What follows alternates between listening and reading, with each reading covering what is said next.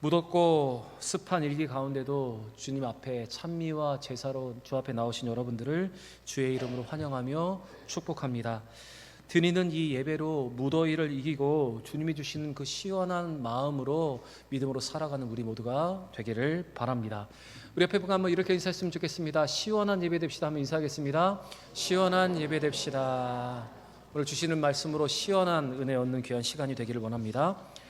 한 레위인이 첩을 얻는 사건으로 인해 시작된 이스라엘의 내전으로 말미암아 베냐민의 모든 지파의 사람들이 거의 다 멸절되었습니다. 남녀노소가 모두 죽고 겨우 군사 600명이 살아서 목숨을 부지하는 것으로 이 전쟁이 끝났습니다. 그런데 만약 이스라엘 총회가 하나님의 율법의 가르침에 충실하게 징계를 했다면 그들은 베냐민 가운데 살아남은 남녀노소와 가축을 멸절하지 않아야 했습니다. 전쟁은 피할 수 없는 상황이었다 하더라도 전쟁에 참여하지 않은 민간인들까지 멸절시키고 사륙하는 것은 하나님의 뜻이 아니었습니다.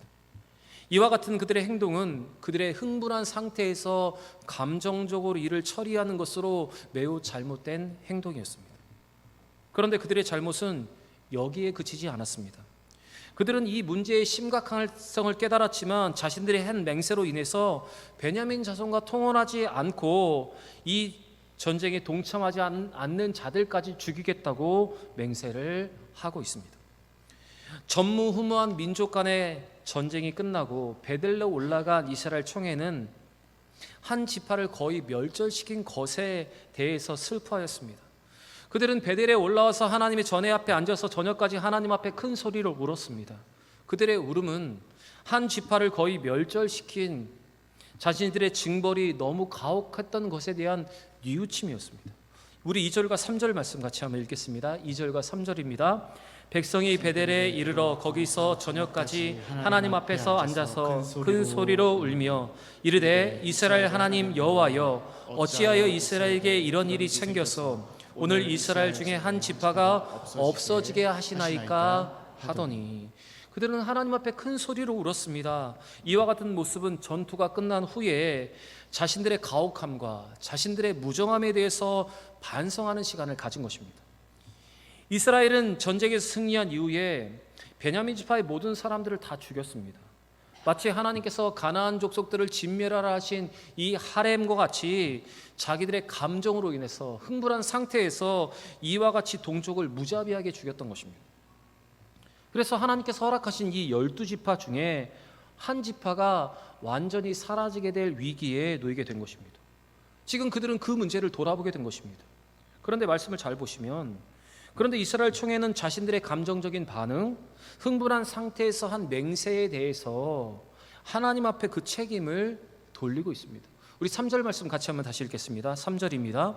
이르되 이스라엘 하나님 여호와여 어찌하여 이스라엘에 이런 일이 생겨서 오늘 이스라엘 중에 한 지파가 없어지게 하시나이까 하더니 그들의 이 말을 잘 보시기 바랍니다. 자기들은 잘못이 전혀 없고 하나님께서 그렇게 하셨다는 것입니다. 그리고 지금 하나님께 책임을 돌리고 있습니다. 여러분, 우리도 때로 잘못을 하고 그 책임을 하나님께 돌리는 경우가 있습니다. 자신의 분별력이 없는 행동과 잘못된 맹세 때문에 이었음에도 불구하고 모든 책임의 화살을 하나님께로 돌릴 때가 있습니다. 물론 우리의 삶의 모든 것은 하나님이 살아계시고 주관하시고 하나님이 섭리하시는 건 맞습니다. 하지만 동시에 하나님은 우리에게 각자의 삶과 각자의 의지를 주셨습니다. 그래서 그 삶을 하나님의 뜻대로 하나님이 원하신 대로 살아가고 살아내는 것은 우리의 일이고 우리의 몫입니다. 그리고 잘못된 판단과 실수에 대한 책임도 여러분 우리에게 있는 것입니다. 그런데 우리도 오늘 이 이스라엘 총회와 같이 자기의 실수를 하고 악행을 행하고 하나님 앞에 왜 우리로 이 악행을 하게 하셨습니까? 왜 이런 일이 일어나게 하셨습니까? 이렇게 따져 물었던 것처럼 여러분 우리도 그러한 삶을 살아가고 있음을 여러분 이 시간 한번 돌아볼 수 있기를 바랍니다. 이 말씀을 통해서 우리의 연약함을 돌아보고 여러분 우리의 책임에 대해서는 우리가 책임질 줄 아는 믿음의 삶을 살아가는 여러분과 제가 되길 원합니다. 또한 이 말씀에서 우리가 기억해야 하는 것은 우리가 아무리 옳은 일을 한다 하더라도 여러분 흥분한 상태에서 감정적으로 일을 처리하면 과오를 범하게 되고 또 그 과오에 대한 뒤처리 때문에 곤란을 겪게 된다는 것을 우리는 기억해야 합니다. 그래서 우리가 아무리 정의감을 가지고 행하는 일이라 할지라도 이와 같은 실수할 수 있음을 여러분 기억하면서 우리의 감정과 우리의 흥분을 억제하고 침착하게 일을 감당할 수 있는 여러분과 제가 되길 바랍니다. 그런데 문제는 이 베냐민 지파의 군사 600명이 도망을 하였지만 이스라엘 총회가 흥분한 상태에서 맹세를 한 결과로 인해서 이 베냐민 지파를 구제할 수 있는 방법이 없어졌습니다. 1절을 보시면 그들이 무엇을 맹세하고 무엇을 걱정하고 있는지가 기록되어 있는데 우리 같이 한번 읽어보겠습니다. 이스라엘 사람들이 미스바에서 맹세하여 이르기를 우리 중에 누구든지 딸을 베냐민에게 아내로 주지 아니하리라 하였더라. 그들은 이 맹세가 잘못된 것임을 깨달았습니다. 여러분 생각해 보시기 바랍니다. 남자만 600명이 도망을 했는데 그들에게 어떤 여인도 아내로 주지 않는다면 그들은 그렇게 살다가 그 민족은 그 지파는 끝나게 되는 것입니다.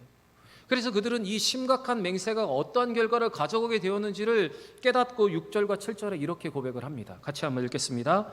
이스라엘 자손이 그들의 형제 베냐민을 위하여 뉘우쳐 이르되 오늘 이스라엘 중에 한 지파가 끊어졌도다. 그 자들에게 우리가 어떻게 하면 아내를 얻게 하리요?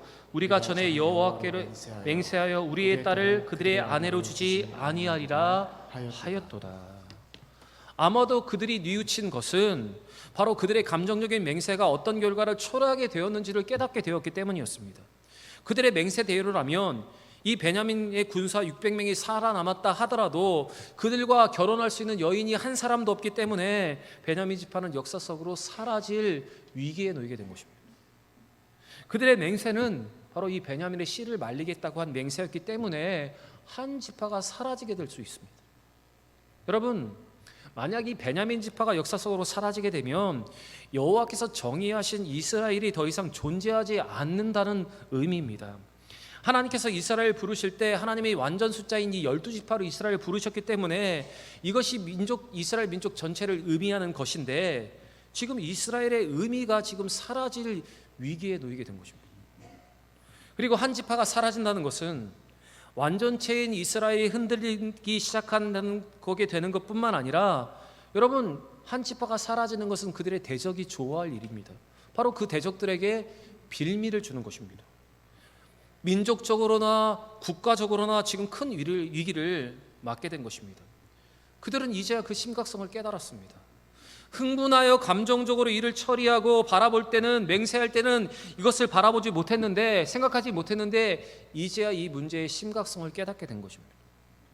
흥분이 가라앉자 이스라엘은 자신들이 한 맹세를 후회하게 되었습니다. 여러분 우리는 어떻습니까? 흥분한 상태에서 행한 말과 행동은 흥분이 가라앉고 나면 여러분 후회하게 될 때가 많이 있습니다. 감정에 치우쳐서 했던 말과 행동은 그 감정이 가라앉고 잘못된 결과가 드러나면 후회해야 될 경우가 많이 있습니다. 그래서 이러한 실수를 범하지 않기 위해서는 여러분 흥분한 상태에서 맹세하는 것, 흥분한 상태에서 말을 내는 것, 행동하는 것을 여러분 주의하고 절제할 수가 있어야 합니다. 오늘 이스라엘 총회의 모습을 보시면서 그들이 흥분한 상태에서 한 맹세와 감정적인 일처리가 어떤 결과를 초래하게 되었는지를 보시면서 여러분 이것을 주의할 수 있는 여러분과 제가 되길 바랍니다. 사사기 11장의 말씀을 보시면 우리는 사사 입다의 실수를 알고 있습니다. 사사 입다는 흥분한 상태에서 전쟁에 나아갈 때 하나님 앞에 이렇게 서원합니다. 전쟁에서 승리하고 돌아올 때 암몬과의 전쟁에서 승리하고 돌아올 때 자기를 가장 먼저 영접하는 자를 하나님 앞에 제물로 번제로 드리겠다고 그는 서원을 합니다. 사사기 11장 30절과 31절의 말씀을 제가 한번 읽겠습니다. 그가 여호와께 서원하여 이르되 주께서 과연 암몬 자손을 내 손에 넘겨주시면 내가 암몬 자손에게서 평안히 돌아올 때에 누구든지 내 집 문에서 나와서 나를 영접하는 그는 여호와께로 돌릴 것이니 내가 그를 번제물로 드리겠나이다 하니라. 여러분 입다는 함부로 이렇게 서원을 합니다. 그리고 맹세를 합니다. 그런데 입다가 승리하고 돌아올 때 그를 가장 먼저 영접했던 사람이 누구입니까? 바로 그의 딸입니다. 무남 동녀 금조각 같은 딸이 먼저 그를 영접합니다. 그래서 결국 입다는 자기가 맹세한 대로 쉽게 서원한 대로 딸을 하나님 앞에 드릴 수밖에 없게 되었습니다. 사사기 11장 34절과 35절 우리 같이 한번 읽겠습니다. 입다가 미스바에 있는 자기의 집에 이를 때에 보라 그의 딸이 소고를 잡고 춤추며 나와서 영접하니 이는 그의 무남 동료라. 입다가 이를 보고 자기 옷을 찢으며 이르되 어찌할꼬 내 딸이여 너는 나를 참담하게 하는 자요 너는 나를 괴롭게 하는 자 중에 하나로다. 내가 여호와를 향하여 입을 열었으니 능히 돌이키지 못하리로다 하니, 내가 여호와를 향하여 입을 열었으니 능히 돌이키지 못하리라. 여러분, 이것이 입다의 후에 섞인 말이었습니다. 여러분, 그래서 성경은 우리에게 함부로 맹세하는 것, 감정적으로 서원하는 것, 이것을 주의하라고 이렇게 당부를 하고 있습니다. 전도서 5장 2절에 이렇게 기록합니다. 같이 읽겠습니다. 너는 하나님 앞에서 함부로 입을 열지 말며 급한 마음으로 말을 내지 말라. 하나님은 하늘에 계시고 너는 땅에 있음이라. 그런즉 마땅히 말을 적게 할 것이니라. 여러분, 성경은 우리에게 이렇게 권면합니다. 함부로 맹세하지 않는 것, 하늘에 계신 하나님 앞에 우리가 함부로 서원하지 않는 것, 주의하여 서원할 수 있는 것, 그것을 우리에게 말하고 있는 것입니다. 그런데 신약에 가시면 예수님께서는, 신약에 가서 보면 예수님께서는 복음서에 이렇게 말씀하시네요. 차라리 맹세하지 않는 게 낫다. 우리 같이 한번 마태복음 5장 33절과 34절 읽겠습니다. 또 옛사람에게 말한 바 헛맹세를 하지 말고 내 맹세한 것을 주께 지키라 하였다는 것을 너희가 들었으나 나는 너희에게 이르노니 도무지 맹세하지 말지니 하늘로도 하지 말라. 예수님이 이렇게 말씀하십니다. 하늘의 이름을 두고 맹세하지 말고 자기의 이름을 걸고도 맹세하지 말라, 이렇게 말씀을 하십니다. 여러분, 우리는 완전하지 못합니다. 우리는 실수할 수 있습니다. 흥분하고 감정적이면 더 큰 실수를 할 수 있습니다. 그렇게 흥분하여 말을 내고 감정적으로 맹세하는 일을 우리는 경계하면서 주의할 수 있어야 하는 것입니다. 여러분, 아무리 옳은 일을 위한 것이라 하더라도 과도한 흥분과 감정적인 일처리는 격정은 후회를 초래하게 됩니다. 그래서 우리가 만약 하나님의 의의 심판에 도구가 될 때라도 우리는 항상 동정심을 잃지 않아야 합니다. 그리고 흥분하지 않고 감정적이지 않아야 합니다. 여러분, 오늘 주시는 이 말씀으로 우리 자신을 돌아보시면서 하나님이 기뻐하시는 길이 무엇인가를 알고 여러분 그 길로 행하는, 하나님께서 원하시는 대로 행할 수 있는 여러분과 저의 삶이 되기를 바랍니다. 이렇게 문제를 인식한, 자기들의 잘못을 인식한 이스라엘 총회는 이튿날 여호와 하나님 앞에 나와서 번제와 화목제를 하나님 앞에 드렸습니다. 하나님 앞에 예배하였다는 것입니다. 우리 4절 말씀 같이 읽겠습니다. 이튿날에 백성이 일찍이 일어나 거기에 한 제단을 쌓고 번제와 화목제를 드렸더라. 이들이 이렇게 번제와 화목제를 하나님 앞에 드린 것은 자신들이 베냐민의 범죄에 대한 하나님의 심판의 도구로 사용되기는 했지만 한 지파가 사라질 정도로 과도하게 징벌하는 것은 그들의 죄악임, 그들의 잘못된 것임을 알았기 때문에 자기들의 죄악을 깨닫고 하나님 앞에 지금 참회를 하고 있는 것입니다. 그런데 오늘 이 말씀에서 우리가 주의 있게 보아야 할 것이 있습니다. 지금 그들이 드리고 있는 것이 무엇인가 하면 번제 그리고 화목제입니다. 먼저 그들이 드리고 있는 번제는 하나님께 헌신을 맹세한다는 의미에서 드리는 것이 번제이고, 그리고 화목제는 그 제사의 이름과 같이 하나님의 백성이 서로 용서하고 용납하고 하나가 된다는 의미가 바로 이 화목제입니다. 그런데 그들은 이 화목제를, 번제와 화목제를 드리면서 헌신과 용서의 삶을 살겠다고 지금 다짐하고 예배를 드리고 있지만 제사를 드리면서 그들은 형제를 저주하고 죽이기로 또다시 맹세를 하고 있습니다. 그 다음에 나오는 기록을 보면 그들이 번제와 화목제를 드린 후에 곧바로 무엇을 실행하는지가 기록이 되어 있는데, 예배를 드리고 있는데 돌아서면서 그들은 이 마음을 품었던 것입니다. 5절 말씀 같이 한번 읽겠습니다. 이스라엘 자손이 이르되 이스라엘 온 지파 중에 총회와 함께하여 여호와 앞에 올라오지 아니한 자가 누구냐 하니 이는 그들이 크게 맹세하기를 미스바에 와서 여호와 앞에 이르지 아니하는 자는 반드시 죽일 것이라 하였습니다. 여러분, 지금 화목제를 드렸다면 그들은 과거에 있었던 잘못된 맹세를 돌아보고 용서하고 화목을 해야 했습니다. 그 제사의 의미처럼 형제를 용서하고 용납하고 화목을 도모해야 했습니다. 그런데 지금 그들은 자신들의 맹세대로 함께 미스바에 올라오지 않고 베냐민 전쟁에 참여하지 않은 족속을 확인하고 그들을 지금 죽이겠다고 하고 있는 것입니다. 잘못된 맹세, 흥분한 상태에서 한 맹세와 징벌의 문제가 있었음을 깨달은 그들이었지만 그들은 또 다른 잘못된 맹세를 지키겠다고 하고 있는 것입니다. 여러분, 정말 어리석은 짓 아닙니까? 그러면 지금 그들이 왜 번제와 왜 화목제를 하나님 앞에 드린 것입니까? 왜 예배를 드린 다음에 돌아서자마자 왜 이런 일을 하는 것입니까? 여러분, 진리에 근거하지 않은 이와 같은 종교적인 열심은 위험하다는 사실을 우리는 잊지 않아야 합니다.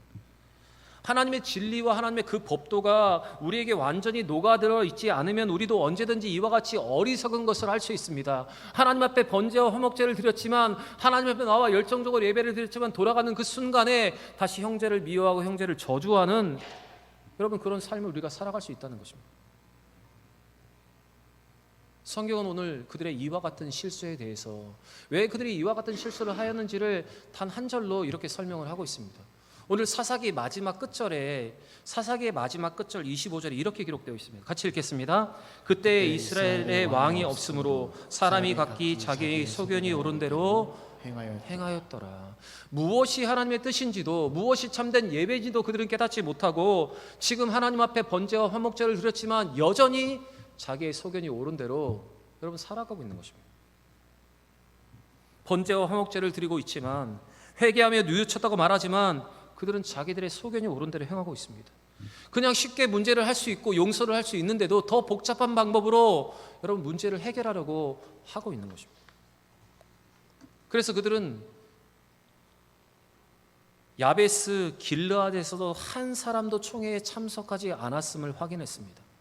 8절과 9절에 보시면 백성이 계수할 때 야베스 길르앗 주민이 하나도 거기에 없었다고 그들은 이것을 발견했습니다. 사실 야베스 길르앗은 베냐민의 형제였기 때문에 그들은 중립적인 위치에서 이 전쟁에 참여하지 않았습니다. 같은 라헬의 자손인 베냐민 지파와 각별한 교제가 있었던 이 길르앗 야베스가 이 총회에 참석하지 않았던 이유는 이 사건의 전말에 대한 보다 객관적인 시각을 가지고 있었기 때문일 수 있습니다. 그렇다면 이스라엘 총회는 먼저 사신을 보내서 그들이 왜 이 전쟁에 참여하지 않았는가를 먼저 물어야 했습니다.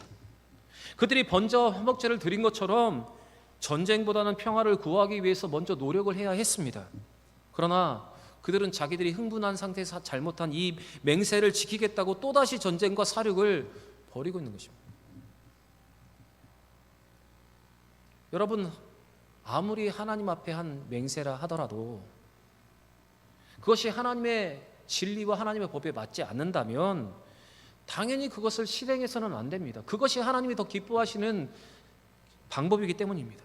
그러나 이들은 자기의 마음대로 잘못된 맹세를 하고도 그것이 하나님 앞엔 맹세이기 때문에 그것을 지키겠다고 다시 형제를 죽이겠다고 하고 있는 것입니다. 그래서 군사 12,000명을 길르앗 야베스로 보냅니다. 그리고 그들의 모든 남자를 다 죽이고 부녀와 어린아이까지 다 죽입니다. 10절과 11절 말씀 같이 한번 읽겠습니다. 회중이 큰 용사 12,000명을 그리로 보내며 그들에게 명령하여 이르되 가서 야베스 길르앗 주민과 부녀와 어린 아이를 칼날로 치라. 너희가 행한 일은 모든 남자 및 남자와 전 여자를 진멸하여 바칠 것이니라 하였더라. 결국 그들의 경솔한 맹세가 또 다른 민족적인 비극을 여러분 초래하게 되었습니다. 그래서 이 전쟁의 결과로 야베스의 길르앗에 있었던 남녀노소가 모두 죽고 10대였던 처녀들만 여자만 400명이 남게 되는 일이 벌어집니다. 아마 이렇게 10대인 여성 400명을 남긴 것도 그들의 노예로 삼기 위한 것이었습니다. 여러분, 자기 형제를 죽이고 10대만 400명, 여자만 400명을 남긴 것은 가나안 족속이 행했던 야만적인 일과 똑같은 일이었습니다. 그래서 오늘 본문 11절의 마지막에 이렇게 기록됩니다. 그들을 데리고 왔는데 그 땅이 가나안 땅이었다. 여러분, 왜 그들이 행한 일 다음에 왜 이 가나안 땅이라는 말이 들어왔냐면 그들이 가나안 땅에 살아가면서 가나안 사람들과 똑같은 일을 행하고 있었기 때문입니다. 여러분, 그들이 지금 맹세를 지키고 있다고 하였지만 이것은 하나님이 허락하시는 것도 하나님의 기뻐하신 일도 아니었습니다. 그렇지만 그들은 이것 또한 하나님을 향한 열심이라고 생각을 했습니다.